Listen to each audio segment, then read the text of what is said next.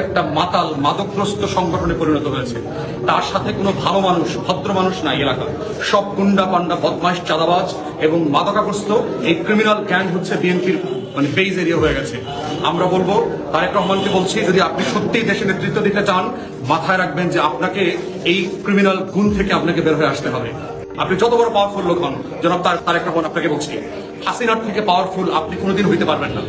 অতএব আপনি আপনার দলের গুন্ডা পান্ডা বদমাশ ডিল করবেন, তা না হলে আমরা আমাদের এলাকাবাসী ঐক্যবদ্ধ বাংলাদেশ জোটকে সাথে নিয়ে এগুলো ডিল করবো।